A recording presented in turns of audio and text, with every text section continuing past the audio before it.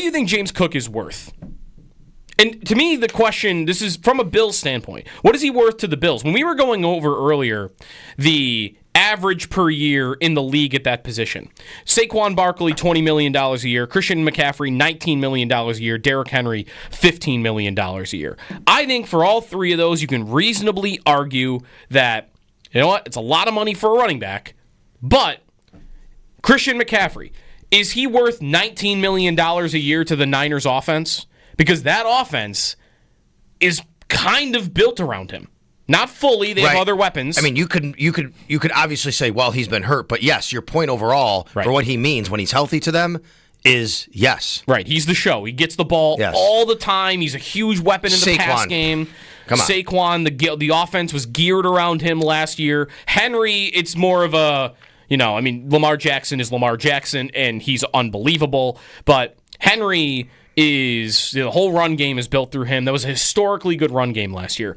What is Cook's worth? You could debate whether Cook is as good as these guys that are getting 14, 15 million. Is he worth 15 million, though, to the Bills' offense? Is another question. No. Because, they have the league MVP standing in front of him. Right. I mean, I'm looking at Josh Jacobs at $12 million, Aaron Jones at $10 million. I could find comparable there of what they might mean. Mm-hmm. Now, obviously, the Vikings offense, they kind of caught lightning in a bottle last year, and Darnold was really good, and they have a really good offensive mind and coach and all that. It didn't go well in the playoffs. How much was Aaron Jones? How much did he mean as much? I mean, James Cook, you could argue, meant more to the Bills. I have to go back and look at what Aaron Jones' season was. But last year, the Vikings, it was like a lot of what Darnold was doing. I could say they're probably that's probably a pretty good comparable. Right? I would say Jones didn't have the touchdowns that Cook did. 1,100 yards rushing. Yep. Carried the ball 255 times. He also, I would think, was more in terms of the receiving game. Aaron Jones, he usually is a pretty dynamic receiving back. 50 catches last year. So Aaron Jones ranks ahead of him, I think, in what he meant, especially knowing that they didn't have the league MVP. They have Sam Darnold. So let's go below him now. Joe Mixon with the Texans, James Conner with the Cardinals, okay. And these are good backs. These are good backs. They're not the premier backs of the league. If you found out today, James Cook just made a little bit more than Joe Mixon, wouldn't you be like, okay, yeah, that makes sense, without knowing the numbers? Right. And that's closer, I would say, to, because I don't think it's the same for the McCaffreys of the world and the Derrick Henrys of the world. You start looking at like a Joe Mixon or a James Conner, what's their worth to that offense? Mm-hmm. And I think you're in the same ballpark now as James Cook. It is impactful. He is a very good player. The other thing I might want to ask you about, how big a deal should this be for the Bills and for any team that's looking to pay him, is I go to Aaron Jones' numbers. And Aaron Jones, it's not 80% like McCaffrey can be, but Aaron Jones plays 63% of the snaps. That's the difference. Joe Mixon plays a ton for the Houston Texans. It is not as much of a rotation in the Houston offense. It's not as much of a rotation in the Arizona offense when you're looking at James Conner. Last year, 62% for Mixon. Again, you got a 15% difference here, but how is that any piece of the pie too? Is, hey, listen, you're a great runner, and Cook gets all the touchdowns, and he's become a dynamic, big play guy in the run game as well. But listen, you want $15 million a year. The guys that make $15 million a year are on the field 3 downs. And James Cook played 48% of the snaps last year. Who comes onto the field in the final drive of the season to play at running back because he's more trustworthy as a pass blocker? It's not James Cook, it's Ty Johnson. So this is probably why it's uncomfortable to do contract negotiations as a GM in a sport, because you kind of have to make arguments against your own guys for why they're not worth this much money. If you were doing that to Cook, that would be it. It's, listen, you're a great runner, but why you're not worth $15 million a year is you don't play all 3 downs. Yeah. Let's get connected with our fans. Brought to you by Northtown Kia, Western New York's #1 Kia dealer. Shop online at northtownkia.com. I'm looking in the bullpen. Somebody said 4 years, $40 million, $10 million a year. Scott, appreciate that. Coach says, by Sal's logic, Cook is more valuable to the Bills than Henry is for the Ravens. I don't think I said anything like that. I understand the MVP point of having Lamar Jackson in front of you, but no, the point I'm making is that's not it. He's not more valuable to. I mean, in fact, you know what? It's a good debate. Like how important important Henry is. I think where you get there with that, Coach, or anyone, is you have to parse how much Henry means to Jackson or Jackson means to Henry. If you take Henry out of the equation, what is Jackson? If you take Jackson out of the equation, what is Henry? We've seen that before. Let's do it the opposite in Buffalo. Take Cook out of the equation. Is Josh Allen still the MVP? I think he very well could be. I would bet he. I mean, still be. I don't think he has maybe quite as great of a year, but it's probably still really good in MVP like. And that's not to say Lamar. I mean, Lamar Jackson won all of his MVPs there you go. without Derrick Henry. There you go. So that's a part of it too. And I also, that is an interesting one because Henry gets the $15 million. Couple of differences, small, big, whatever. One of them is Henry's 31 years old. So when he signs for $15 million a year, it's really a 2-year deal because of his age, right? James Cook, in the chat they put a 4-year deal. Cook is probably a longer-term deal because he's younger than what Henry just got. Henry signs a 1-year deal last year or a 2-year deal last year, and he signs another 2-year deal now. And listen, I think that James Cook's not settling. If I bet you right now, well, actually, should I bet this? Maybe they wouldn't. What I was about to say was, if James Cook came to the Bills right now and said, "What about $15 million over 2 years?" I wonder if the Bills would be more open because you mean $7.5 million a year? No, $15 million per year, but only for 2 years. But I don't think that's what they're discussing, right? Why would James Cook be pushing for a 2-year deal? Wouldn't he be pushing for a 4-year deal or probably. a 5-year deal? I also think you can't. I'm struggling with this Henry comparison. I want to say this. It's because they are so different in terms of body types But I think Henry I don't think also, it's a slight to Cook to say that Derrick Henry's a better running back. Yeah, but Henry also gets kind of paid also on. He has this really great body of work of what he's done throughout his career to help out. He's a Hall of Famer, right? I mean, great. I know you're generally paying guys for what they're going to do, but I do think you get to a point where, dude, you were great for us. You helped us get to this level. Look at what you put in here. We're going to reward you for that too. It's not just you've had a really good start to your career, 4 years. Right? So I don't think you could compare. I think he's kind of an outlier there because there is a comparison of, look, you have the MVP quarterback too, and you still have this guy, and they kind of have to play off each other a little bit. That's right. Henry also last year, again, there are differences here. The workload, he got 325 carries last season, 1,900 yards. For the touchdowns were the same. But Henry, is such a critical part of that offense. Whereas, 150 more carries last year than James Cook had. So his role, as much as Cook's role in the Bills' offense is big, it's a big role. For their own everybody eats mentality, if you include everything, he might be second to Josh Allen. Right? He definitely is. He touches the ball more than all the receivers, and he's the lead running back, but he's not getting the ball the way Henry does in Baltimore. That's a big critical difference. So for me, I think what I'm saying here to summarize is I don't think he is worth the same to the Bills as what Derrick Henry is worth to the Baltimore Ravens. Agreed. Scott makes the point. Ravens' offense is built to run the ball right at you. He's best built for that and fits that offense. And what is the Bills' offense now? Everybody eats. You're a part of the machine, James. Right? You're a part of what we do. Yeah, you're really good at being that part. But you're a part of what we do here. Where, Derrick Henry, they went out and signed him specifically to be a big part of what they want to, their identity of what they are. Yeah. And I'm not... It's a focal point of that even. I guess a lot of this for me is the best case scenario for me is that James Cook shows up at some point and he plays this year and plays really well on the final year of his deal, and then someone gives him a big contract and the Bills get a compensatory pick for him and they hit the refresh button at the position.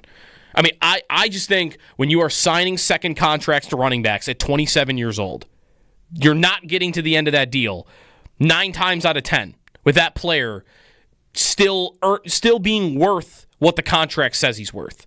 So I'm good with them hitting the refresh button after 1 year. And again, like, I think Cook is, a lot of this is tough because I think Cook is a good player. He is, take the offensive line out of this for a second, because I think if you were to rank, where would he rank? Who the best players in the Bills offense? Where would he rank? He would rank highly. He's not, Josh Allen's going to be number one. I would definitely put Deion Dawkins number two as the best at what he does.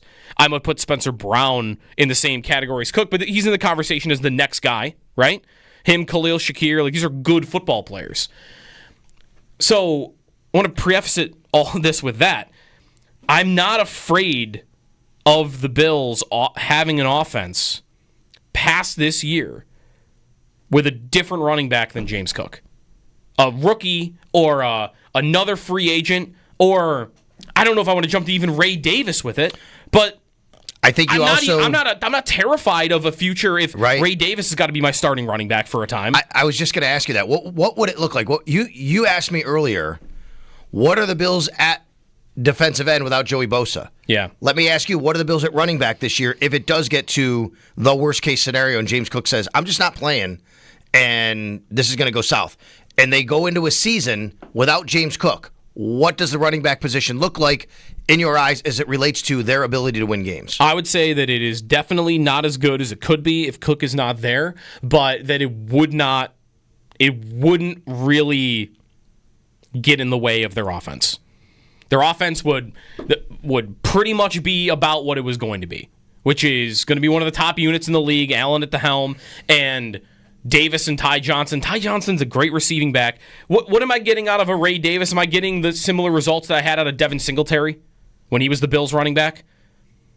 Because you could argue that is absolutely replacement level, but I guess I'm saying I think a replacement level running back from the Bills doesn't get in the way of their goals for the season.